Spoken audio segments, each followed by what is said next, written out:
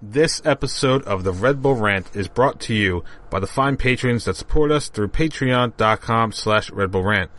You can support us for the low price of $1 a month, and you can get exclusive content, including a monthly wrap-up for the New York Red Bulls. We want to send a special shout-out to our patrons who support us at $5 a month. That is our producer-level reward. Thank you to Jeremiah Dempster and William Martin. Now, on to the show. The Red Bull Rant is a free-flowing conversation amongst three lifelong wackos that may contain adult language. Listener discretion is advised.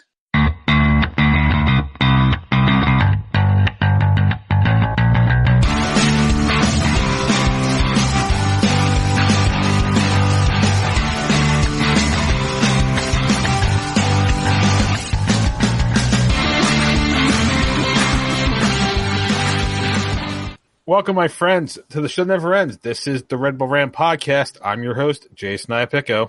I'm Pat McDonald. I'm Truman. We're building stadiums over here, and this is episode 282, Tyebreaker. Yeah, let's build some stadiums. We're bringing back the Polo Grounds, baby. Yep. It's going to be so unfancy. Absolutely. Completely made out of wood. All right, so here, quick question. Polo Grounds versus the old Yankee Stadium. I mean, before the 80s renovation, which one would make the better soccer stadium? I guess it's still the Polo Grounds for its 7,000-foot center field. Yeah, exactly. You guys don't want a monument behind? No, that's has to be in the goal. I want the monument in the net. That's true. If we can get the monuments on the field like they were back in the day, If you hit the it's got to be on the goal line, right? So if you hit it, or just behind the goal line, so if you hit it, you get a bonus goal. You just start pinging off the monuments. My God, the things that used to be allowed in sports. Stupid. Allowed in baseball. Because baseball still allows that. Yeah, we're just gonna have a monument in the middle of center field. All right. Hey guys, we're gonna build a new stadium. Can we just put a hill up there with flags? Sure, Houston.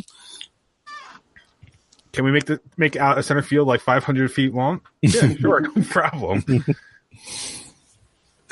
All right, so Red Bulls traveled down to D.C. to play, coincidentally, another new stadium, but this one not as good as the ones we've talked about so far. Yeah. 3-3 draw for the New York Red Bulls.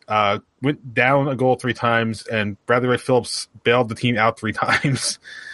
Was this his first hat trick of the year? I'm not sure. Yes.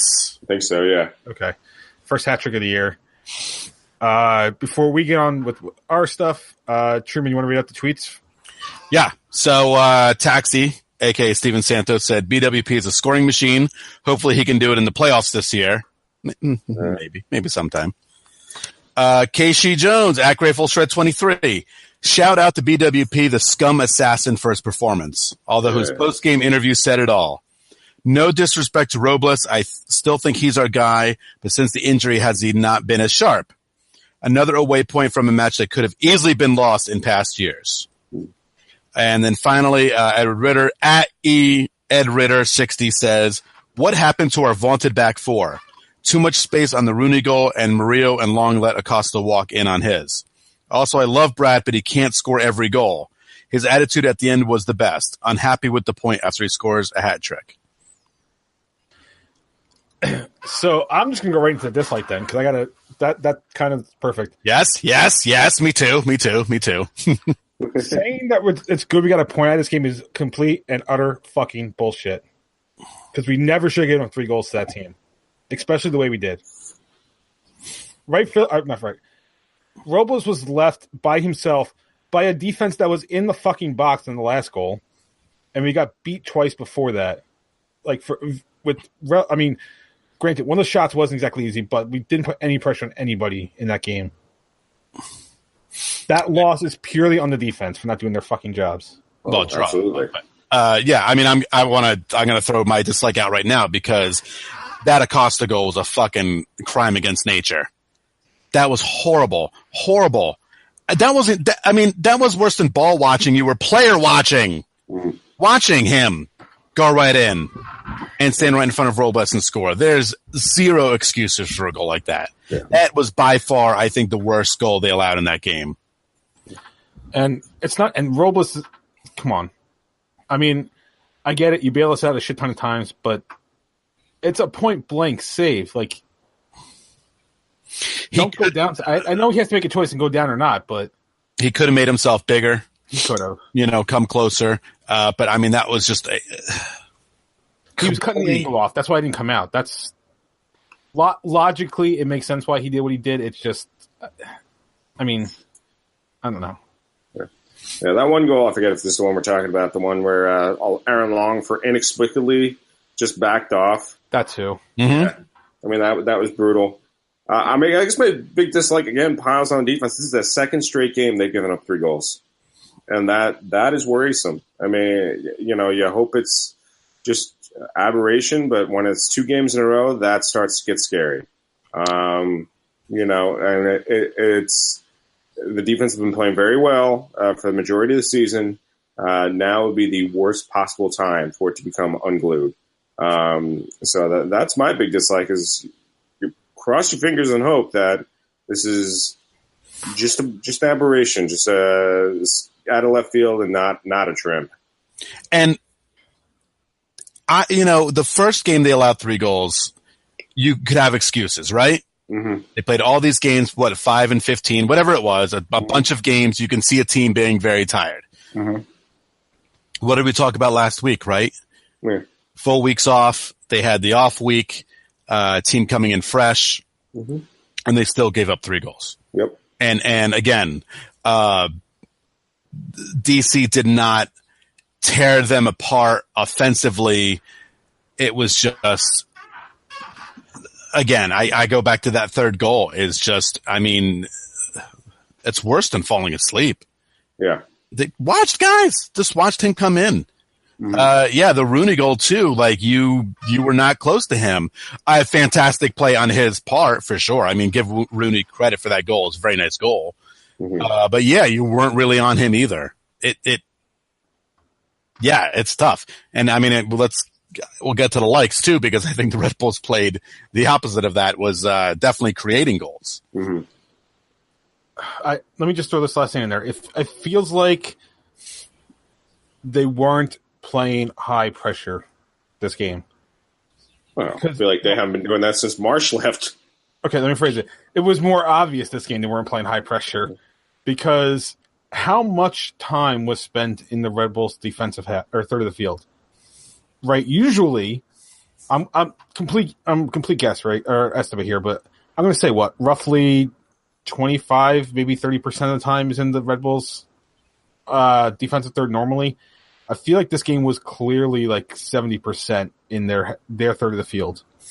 And again, the goals that didn't go in for DC, they were great chances off the bar twice. Mm-hmm. Yeah, I think the one that went off the left bar would have probably gone out. It was more going out than going in. But the one off the post, you mean? Yeah. And the one off the crossbar, I think everyone kind of fell asleep there.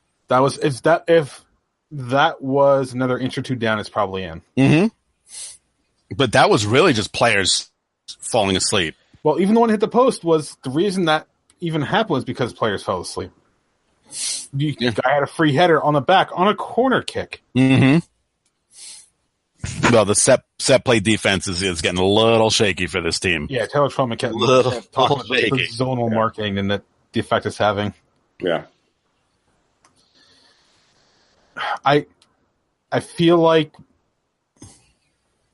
what's the right way to phrase this? I feel like we're not being physical enough anymore.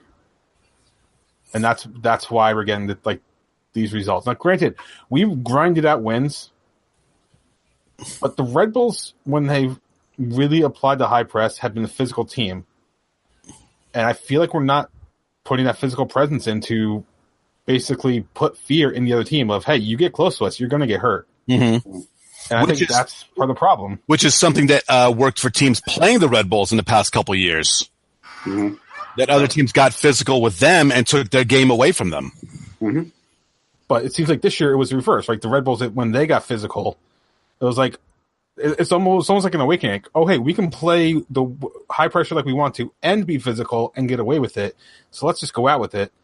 And it's almost like since Armis has come in and wanted to make this a little more possession based, that we've lost a little bit of that edge, and that I think is part of the reason we are where we are the last 2 games. Yeah. Well, we'll get a little bit more into that in the afterthoughts. Okay. Likes of this game. Pat, you can go first since you didn't really speak much for this, because we kind of bogarted the conversation. What else? What else is there to like? Bradley White Phillips. Bradley White Phillips bailed us out 3 times.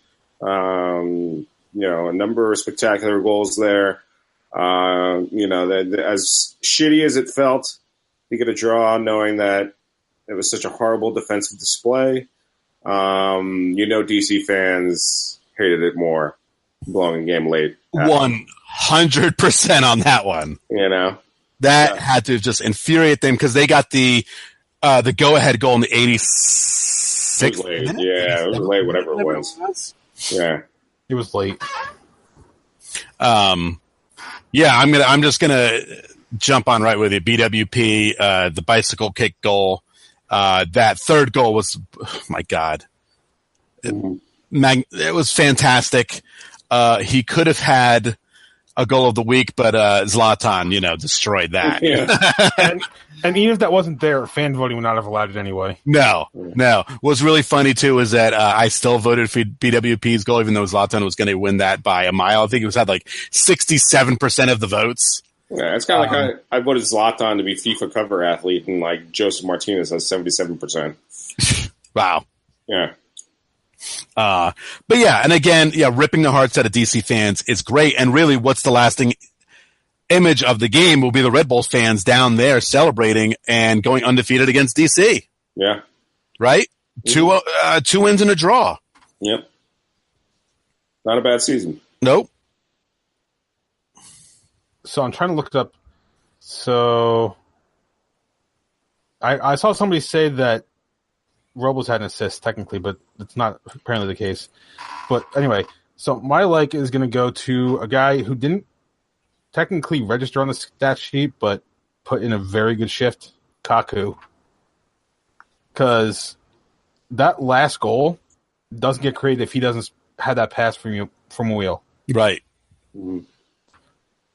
As much as he's not getting assists and whatever, he is still the guy that's kind of making this offense go. And without him, I don't know if we'd be at least, competitive in some of these games. No, yeah, for sure. Dude is still playing his ass off. Yep. All right, afterthoughts? All right, I'll go real quick because I have a feeling Pat's going to get ranty. Yes, he is. I know. I predicted a draw in this game. I got a draw, so I can't get too mad. I can't. I think, again, a road result is wonderful. The bad part being is that Atlanta came from behind last night, as Jay was talking about how they were up 2-0 as we're all going to bed. In fairness, I saw it because RBNY Twitter saw it. So right. And then I wake up to see they totally blew it and gave up the game winner when stoppage time. Very upsetting. But aside from that, again, I do think this was a good. It wasn't a terrible result. I thought it was a good result. Aside from giving up the 3 goals, I don't know. I'll take the road point. I'll take going unbeaten against DC. I'll take dashing their chances in the playoffs. Getting to the playoffs, all that kind of stuff. There's a lot to like about this result. Yeah, so I think first I'll start off with explaining my sick burn that I had on the Twitter that many people seem to get. Now, Pat, we can't start talking about the Giants again. Oh, you're talking about the Red Bulls. Okay. Yeah, that was also another sick burn, my Giants tweets. But, I don't know. I guess there's not many Red Bull fans out there, history nerds like me. But the DC fans like to wave flags that are black, white, and red, I believe, which is the same color of the German Empire that we faced off against in the Great War. And so I put a picture out of Kaiser Wilhelm in a DC jersey, and nobody really sees on it. So that's your history lesson, folks. If you see me making a comparison to DC colors and the German Empire, there you go. It's they used to have black and red instead of black and I guess orange is what it is now. Mm-hmm. So on the German flag. All right, that's it. All right, so next. So I want to ask you guys a question. How do you win soccer games? Scoring goals, obviously. Okay, cool. All right. And when you're in defense, what do you want to do? I'm going to guess the opposite of scoring goals. Yeah, right. You want to keep close off, right? Okay. That's what I thought. I generally thought that is how you win soccer games. Apparently, according to some people on Twitter, that is not how you win soccer games. How you win soccer games is completely irrelevant statistics about how this team is passing better under Chris Armas or something like that. Now, never mind you. Cool. Yeah, it's like, never mind you. Okay, they're passing better. Fantastic. You want to hear some hard stats? Under Jesse Marsh, the Red Bulls scored 1.875 goals per game. They gave up 0.875 goals per game. Under Chris Armas, the team scored 1.46 goals per game. They've given up 1.23. Who do you think has done a better job coaching the team this year? It has nothing to do with improved passing statistics. It's the way to win soccer is you score more goals than the other team. It's that fucking simple. It doesn't matter if you keep more possession. It doesn't matter if you make more runs or whatever. If you put more goals in the back end of the net than the other team. That's how all sports works, except golf. Golf's the other one you want the lower score. But, I mean, God, there are people out there who just hated Jesse Marsh for whatever reason. He was terrible in the playoffs. Like, that's an absolute accurate criticism of the man. But it's absolutely, it's a crazy thing. Like, people are saying, Armas is leaps and bounds better than Jesse Marsh. Like, I'm sorry. I've been watching this team. They're not better. They have taken a step back. I'm hoping one of these days this new possession-oriented style clicks, but it hasn't. It hasn't, all right? I think Jay brought it up a little bit earlier. The high press was not employed against DC. And, I don't think really has been much ever since Jesse Marsh left. But I think that team style of defending that the high press employed, it was as much a defensive style as it was an offensive style. And that was what the team was built for. And we changed it mid-season. Now, look, much like I said, Jesse Marsh is the most appropriate and accurate criticism. So when it came to the big game, he blew it. I mean, BWP is a withdrawn striker against Chivas. Anybody? I mean, there you go. So my fingers crossed, Chris Armas is the anti-Marsh, where regular season is, and then in the playoffs, he just turns on a masterstroke. I mean, come on, people. Like, don't come at me with random statistics that Armas is a better coach when they have nothing to do with the scores of the game, which have been significantly worse, statistically proven by goals for and goals against, than under Jesse Marsh, okay? So that's my rant. Well, let me just throw this at you. Until a coach of this team gets the Red Bulls to the Cup final, they're all the same. They're all the same. They all blow in the playoffs because they've all blown in the playoffs. Sadly, the only guy that didn't, although we didn't win the final, I don't even want to say his name. We all know who we're talking about.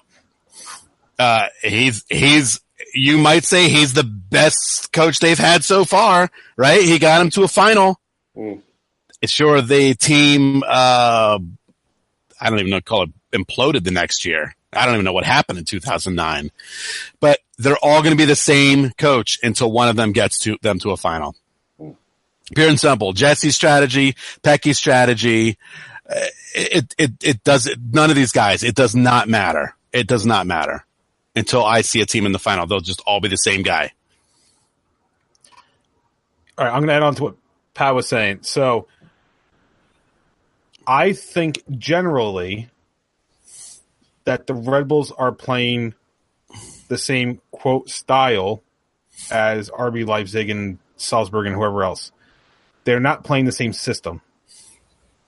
And I say that because each coach is different. It doesn't matter if Ralph Ragnick says do things this way. Jesse Marsh is going to put a spin on it. Armas is going to put a spin on it.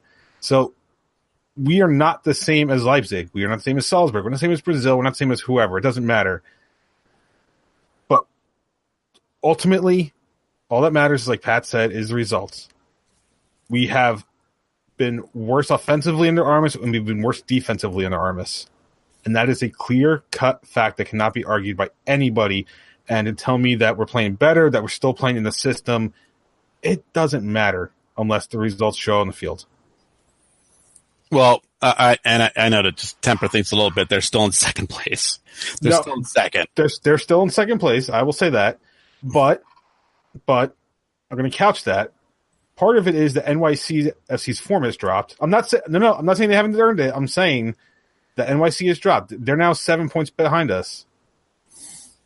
Pat, I like how Jay sees my eye rolling as I'm not talking about him, but watching this. Yeah, I had a feeling it was that's on television. I am watching seconds behind. I am watching a total legal stream here. So plus I'm looking at the agenda, so I may not have seen what was going on. Anyway, point is, as much as the Red Bulls have earned second place, part of the reason they're there is also because of circumstances elsewhere in the league. So, if Armas wants to prove his worth, this is how he does it. He wins the Shield, he gets us to a final, and he wins a cup. Now, that's a lot to ask, especially for a coach coming in mid-season, but this team was built to win now. Right. The team wasn't built to win 2 years down the road. It was built for 2018. Again, if Armas gets us to the final, we win a cup, we're putting his statue right behind Kaku's. So, I mean... Well, at that point, yes. I mean, to which I'll say to my critics who don't like, well, I admit most people don't like me on the Twitter. It's because up to it because they also don't really want to admit that I'm right. But to all the people who disagree and don't like me, I hope you're right. I do. I don't think you are. You know, I don't like my pessimism that's come down in the past 2 to 3 years. But. Welcome to the world of rooting for this team. Welcome. Well, this is what happens. When I started following them, they actually spent money. And then they decided to stop doing that. Mm-hmm. Again, I know we're yelling at them, but they're still in second place, and they're second in points to the Supporter Shield. Yeah. Just saying. I gotta balance this out a little bit. I gotta keep it balanced. Yeah. I mean, well, the plus is there. I mean, I think like Jay said, I mean, NYCFC is going through the exact same thing with a coach losing a coach mid-season, and then fortunately the rest of the East is, it's just the top three and that's it. Right, and look at what's happening to NYCFC with the new coach, and honestly, look what's happening to us because I mean, way better results than what they're having. Well, part of that also they got some issues going on. Armas was an assistant coach; they brought in a new coach. Correct. There is a difference there. Correct. You already had a guy that was with the team. Yes. Yeah. Mm. Yeah, it wasn't as what do you call it? I guess shocking or dramatic of a change, right? There you go. Yeah, and we're also not relying on soccer version of old David Villa, right? To run a lot of not that he's not a good player, but in soccer years he's almost ready to be put to pasture. So. Well, so is BWP, and the man just got a goddamn hat trick. Zlatan's 37. Can we go back in this show again when we talked about how BWP hadn't scored a lot of goals recently, and we said, he might show his age, and he just goes out and scores 3 goals. Three the angriest goals. I'm going to do it at the end of the episode. At the end of that, so I'm just going to call him old again. Hopefully, just keep working. That third goal, by the way, he was so angry. I loved it. That was a Thierry Henry angry goal. Yeah. Before you know, he's going to start speaking in a French, like a smug French accent. And start leading in the post. I don't blame him. He had to bail us out again. Yep. All right. Prediction standings. Truman got a point. He's still in first place. That's all that really matters. Belt staying right over there, my friends, right there. Belt. Yeah, at this point, probably. we can still technically catch him, but it's going to be tough because Pat, you can get to 32. I can get to 33. So we'll see. Standings watch. Red Bulls dropped to second in the East after Atlanta picks up 2 wins, one over the weekend and one last night at San Jose. San Jose. So right now, they're 4 points up on us. We're even in games played, and NYC is now 7 back of us, and they're also even in games played. So, on the bright side, there's only, 5-6 games left? Yeah. And unfortunately, a lot of people kind of predicted this because Atlanta had the clear, easier schedule going into this stretch, and then, they're kind of proving it. Yeah, I actually looked earlier today. Atlanta and we both have 5 games left, and we both have 3 home games and 2 away games. And the crucial one is them away to us. Yes. On the 30th, I think it is, which will be next week's episode. And seems to be a hot ticket. I mean, in the supporters universe. Great. Hmm? Actually see people showing up at games would be fantastic. I mean, if results, I assume Atlanta clearly plays this weekend against, here, hold on, I'll check real quick, see who they play this weekend. Oh, they play Real Salt Lake at home. So that's a win, right? I don't know. Pecky's there. Come on, Pecky. Come on, Mike. He can make it mad, right? Come on, Mike. If Salt Lake can get a result out of there, and then you go into the 30th, then that place better be packed. If you're down a point going into that game, that is huge. That place better be a damn madhouse. Becky. There's. All right. So coming up this week, the Red Bulls will host Toronto FC. Game is Saturday the 22nd at 5 p.m. Eastern Time. It'll be broadcast on MSG proper. Toronto is coming in with a record of 8-14-6. They're fucking terrible. They are 2-8-4 on the road, and they are coming back from they played in Mexico, right? Midweek. No, and since we're talking about Toronto, Jay, I'm going to just bring it up right now. I'm going to bring up the terrible team of the week. I wanted to hand it to San Jose because they also got their manager fired. But I have to give it to Toronto for embarrassing themselves on home field.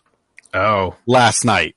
Yeah, that's even worse. In the super duper Confederation. The Campeones Cup. Jumbo. It's not even Confederation. It's just whatever. I don't even care what it is. It's dumb. But anyway, they thoroughly embarrassed themselves at home on ESPN2, where they told DC, hey, you're not even allowed to stream your friendly game live because everyone has to watch this. Pushing MLS games till freaking 11:30 at night, for this pile of trash. So I'm throwing it down right now. You suck. Now we can talk about the game. Yeah, I watched 60 minutes of that game. That was enough. You watched way too much. I watched 0. That was enough. They own gold themselves, so. Did they really? Yeah. Oh, yeah. God. Right after they gave up the second, maybe, I don't know, 2 minutes later, they gave up an own goal. I mean, the normally loyal Toronto fans didn't even see fit to show up, so it's kind of like. The supporters came out in droves. Yeah. I will say that. Yeah. But yeah. There was 14,000 seats sold, something like that. Yeah, it looked pretty empty. It looked like a Red Bull game. That's how empty it was. So I look up TFC Stadium, and of course I get TFC Bank. I don't know how to search. Anyway, Toronto, 30 points on the year, 10th in the East. Last 5 in MLS, a draw, a win, 2 losses, and a win. So mixed bag coming into this game. Truman, you're up first. What do you think is going to happen on Saturday? Hey, they're going to win. They're going to win because if they don't, I'm going onto the field and burning it to the ground. If I'm going to make a prediction that if the Red Bulls don't win, that Truman's going to turn to the Pat next week. Yeah, it's finally going to happen. I'm going to turn.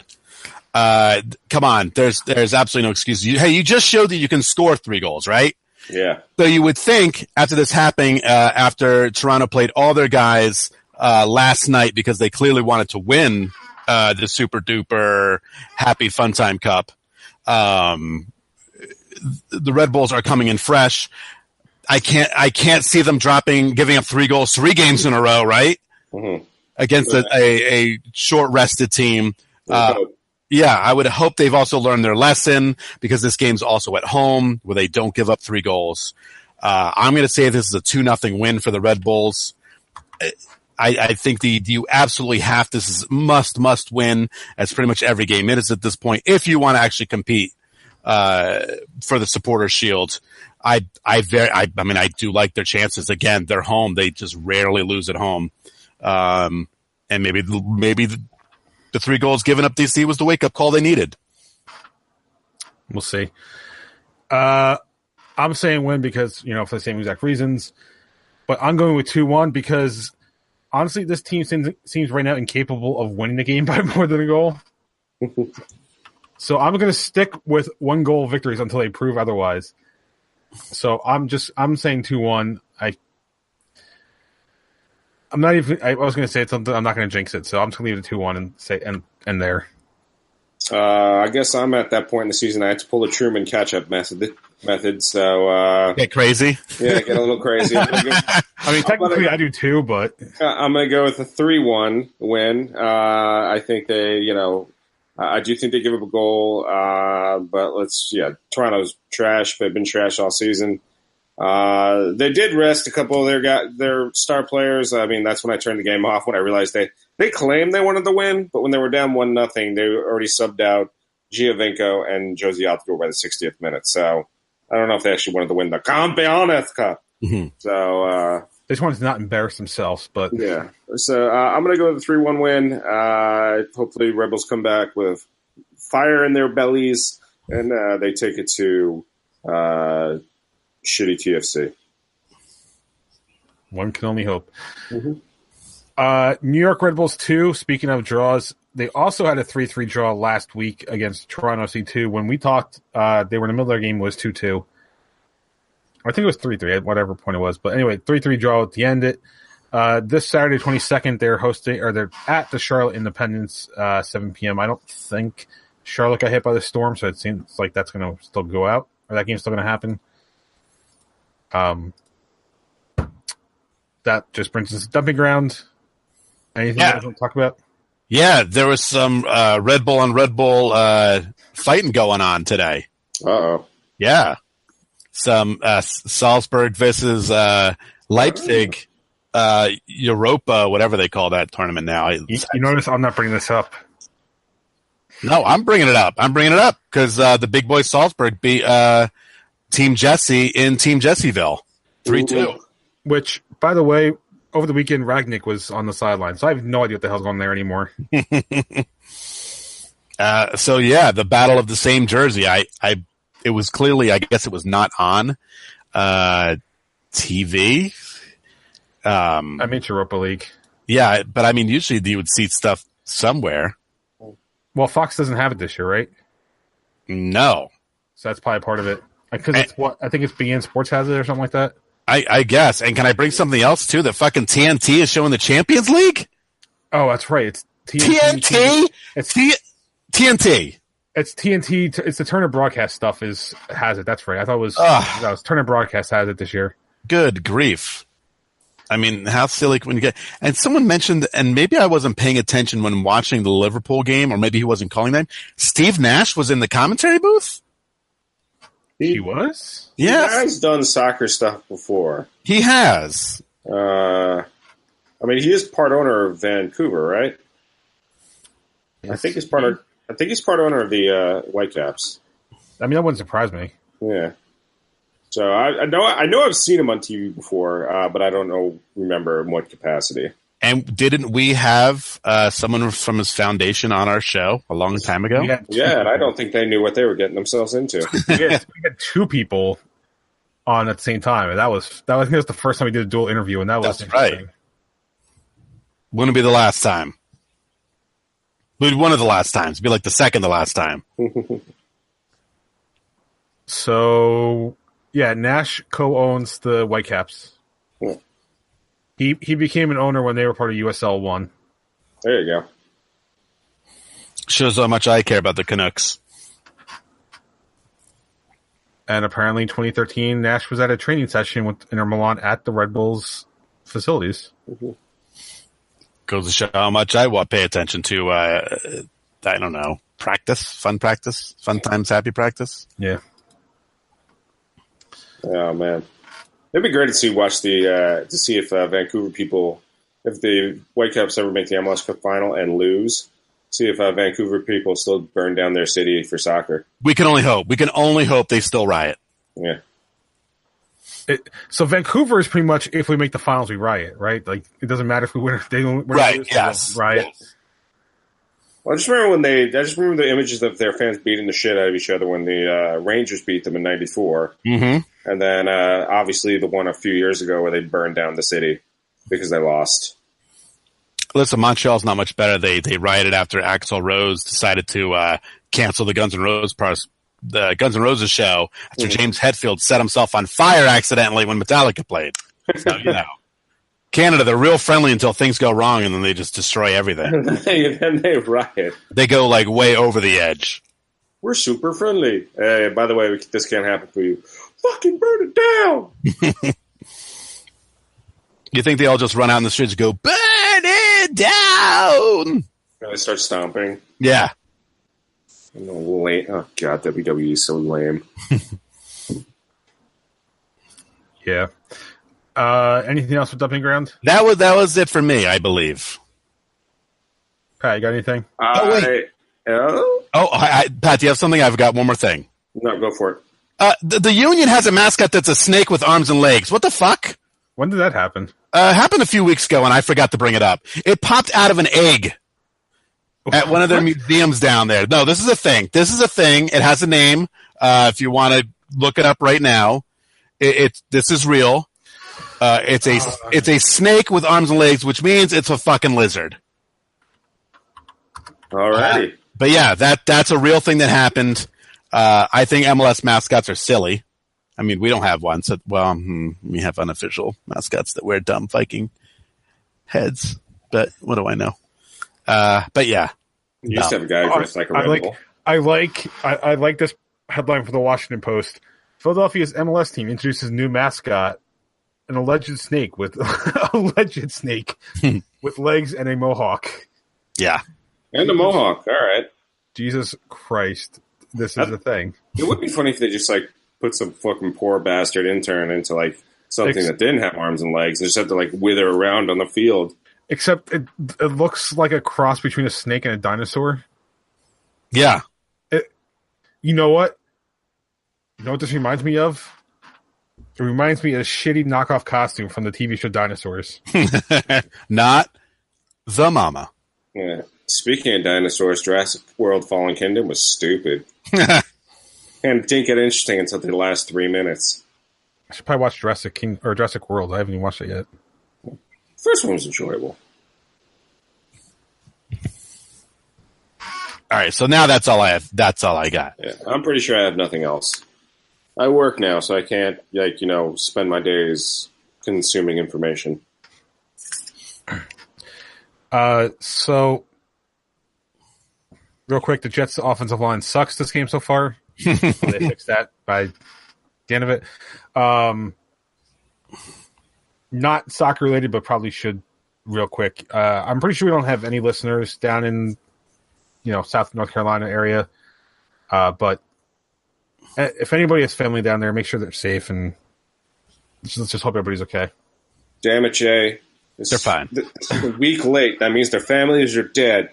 You should have warned them a week ago, Jay. Should have warned them a week ago. You should have told them, get out, get to the chopper. Well, I would have, but the police had already started that, so I figured I was safe from not having to say it. Get to more choppers. Get to all these choppers. Get to the chopper! Do it. Kill me! I'm right here! Come on. All right. Let's wrap this one up because Truman already did his terrible team of the week, so we can Yes, that. I did. I had to make sure I remembered because I have it in big yellow. Yep. Big yellow highlighting. So wrap this one up. Patreon.com/Red Bull Rant, $1 a month. All you need to listen to stuff early, like our monthly wrap-ups. And I will be going, I think I mentioned this, I will be going to the game in San Jose So I will probably do something, even if it's by myself, I will do something from there for the patrons. If you want to email us during the week, redbullrant@gmail.com. If you want to call us, 973-348-5329. Facebook.com/redbullrant. On Twitter, @redbullrant for the show, @DocThisDudes for myself, @PMacD82 for Pat, @The Truman for Truman. Subscribe to our show via iTunes, Stitcher Radio, Google Play Music, YouTube, SoundCloud, pretty much anywhere you can find a podcast. Last words before we get out of here. Yeah, Red Bulls, you sons of bitches. I feel like I've been waiting like 3 months for another home game. So don't fuck it up and win. Yeah, get out there and win, you bitches. And BWP, you're old. You can't score anymore. All right, so for Pat, Truman, and myself, this has been episode number 282 of the Red Bull Rant. Thank you guys for tuning in, and as always, go Red Bulls. Peace out. This game sucks. Nice.